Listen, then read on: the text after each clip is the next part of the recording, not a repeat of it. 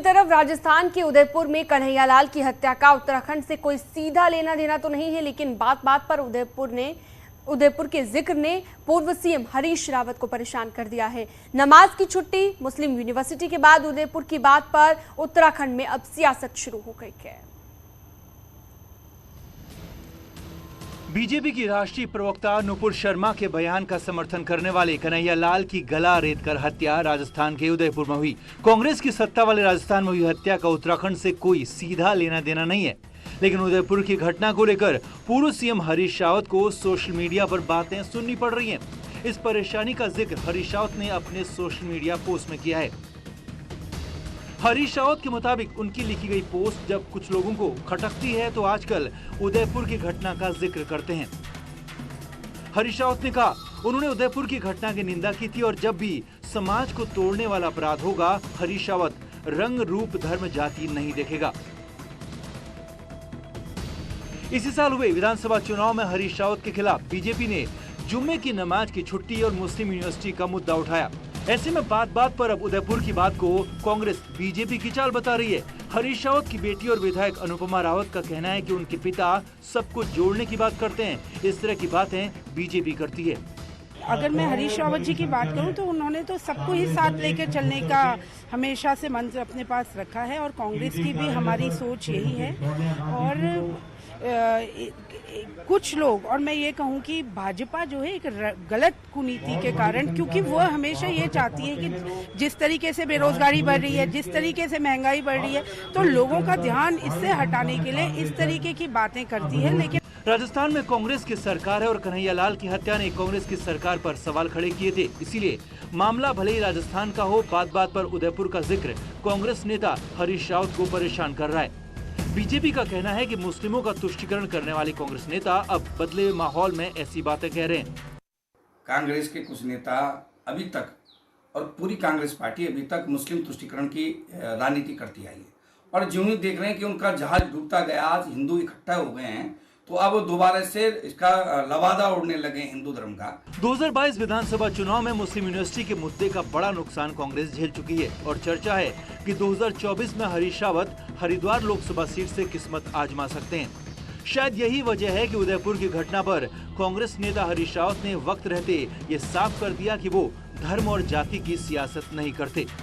देहरादून से न्यूज़ 18 के लिए दीपांकर भट्ट की रिपोर्ट।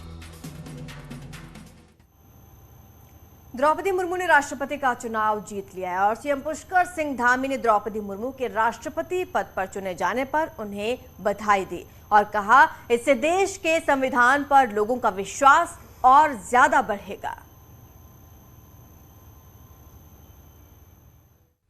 उसकी मैं उनको बहुत बधाई देता हूं, बहुत शुभकामनाएं देता हूं और जो उनका चयन हुआ है एक ऐसे समाज से जो हमारे दूरस्थ क्षेत्रों में रहने वाला समाज है, वनवासी, आदिवासी और जनजाति क्षेत्रों से वो आती हैं और उनके राष्ट्रपति बनने से निश्चित रूप से एक बड़े वर्ग और समाज में देश के लोकतंत्र पर, देश के संविधान पर आस्था और मजबूत होगी। बढ़ते आगे, नई टिहरी नगर पालिका की कार्यप्रणाली एक बार फिर से सवालों के घेरे में है। बौराड़ी अंतर्राज्यीय बस अड्डे के रेनोवेशन के नाम पर अभी तक 2 करोड़ रुपए खर्च हो चुके हैं, लेकिन उसकी हालत जस की तस बनी है। बस अड्डे में यात्रियों के लिए पेयजल से लेकर दूसरी सुविधाएं भी नहीं है। इतना ही नहीं, बस अड्डे की बिल्डिंग में सालों पुरानी सीवर की समस्या भी ठीक नहीं हो पाई है और बजट को सिर्फ रंगाई पुताई के नाम पर खर्च किया जा रहा है।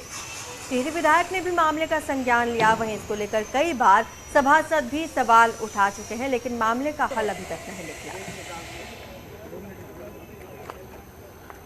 मैंने नगर पालिका को निर्देशित भी किया है कि पुनर्वास ने इस पर कितना पैसा किया। ये एक उदाहरण है कि पुनर्वास के पैसे का किस तरह से दुरुपयोग हुआ है। कह रहा हूँ कि सरकार ने इसके लिए पूर्ण बजट दिया है, जहाँ पेंटिंग का हो, जहाँ इसका रेनोवेशन का हो, मगर इसमें जो है सिर्फ बजट को ठिकाने ही लगाया जाता है। आज यहाँ सुविधाओं का कोई भी एक कहीं नामो निशान नहीं दिखता है। रुद्रपुर में पुलिस, श्रम विभाग और चाइल्ड लाइन एनजीओ की संयुक्त टीम ने एलीट गर्ल्स पीजी हॉस्टल में छापेमार कार्रवाई की।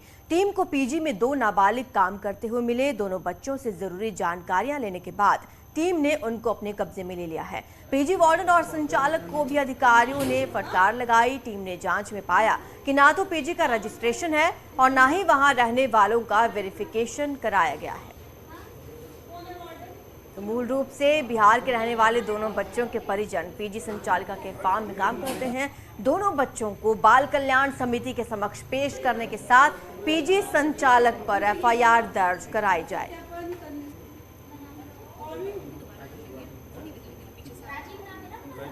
तो बाल श्रम करते हुए 2 नाबालिग पाए गए और गर्ल्स हॉस्टल में ये काम कर रहे थे।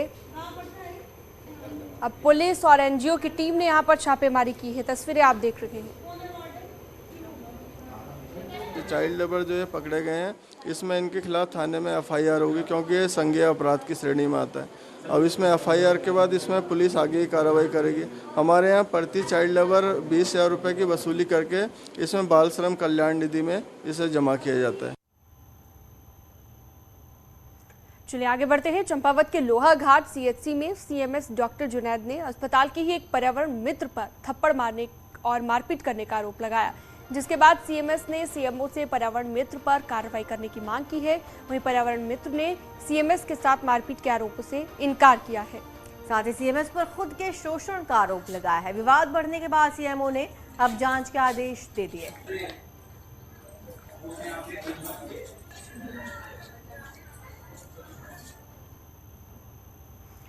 पिथौरागढ़ मुख्यालय से सटे चैंसर गांव में एक लड़की का शव जली हुई हालत में मिला। सूचना मिलने पर पुलिस ने शव को बरामद कर पोस्टमार्टम के लिए भेज दिया है। लड़की का शव जलने के कारण फिलहाल उसकी शिनाख्त नहीं हो पाई। मामले की जांच के लिए पुलिस की 4 टीमें बनाई गई हैं। पुलिस का कहना है कि जल्द ही पूरे मामले का खुलासा कर दिया जाएगा। आशंका ये जताई जा रही है कि लड़की की हत्या करके शव को जलाया गया है।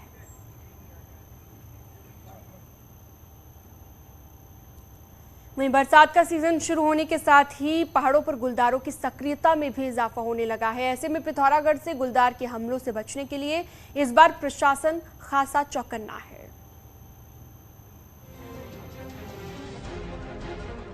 बीते कुछ सालों में पिथौरागढ़ शहर और उससे सटे इलाकों में गुलदारों के हमलों में खासा इजाफा हुआ।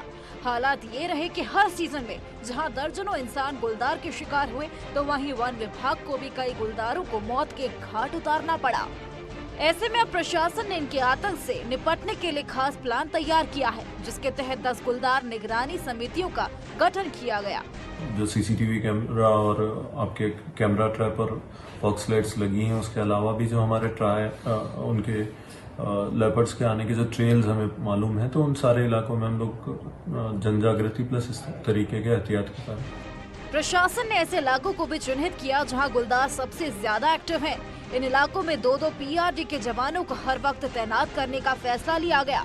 यही नहीं, जवानों को तैनाती से पहले ट्रेनिंग भी दी जानी है, जबकि गुलदार की सक्रियता पर नजर बनाने के लिए कंट्रोल रूम भी स्थापित किया जाना है। साथ ही चिन्हित इलाकों में स्ट्रीट लाइट लगाने का फैसला भी लिया गया है। जो हॉटस्पॉट्स है, कंफ्लिक्ट का जो हॉटस्पॉट्स है, उसको आइडेंटिफाई किया पिछले कई साल का डेटा को एनालिसिस करके। उसके बाद साइट स्पेसिफिक मैपिंग किया है।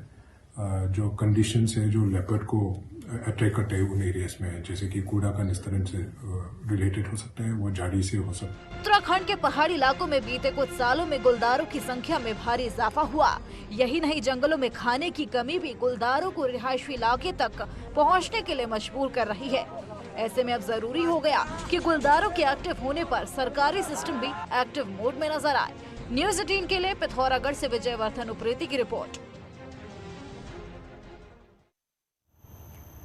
तो टिहरी डीएम ने कांवड़ यात्रा के चलते क्षेत्र में 26 जुलाई तक स्कूलों को बंद रखने के निर्देश दे दिए हैं। कांवड़ यात्रियों की बढ़ती संख्या के मद्देनजर स्कूली बच्चों को किसी तरह की परेशानी ना हो और सुरक्षा व्यवस्था को देखते हुए डीएम ने सभी स्कूलों को 26 जुलाई तक बंद रखने के निर्देश दिए हैं। डीएम का कहना है कि रामझूला क्षेत्र से काफी संख्या में स्कूली बच्चे आते हैं वो तकरीबन कुछ दूर से आते हैं और उनको आने जाने के लिए साधन नहीं मिल पा रहे हैं, और रामझूला के ही माध्यम से वो लोग इधर हमारे क्षेत्र में स्कूलों में आते थे, तो उससे आवागमन में थोड़ा सा व्यवधान हो रहा था। तो उसको देखते हुए हमने कल 22 तारीख से 26 तारीख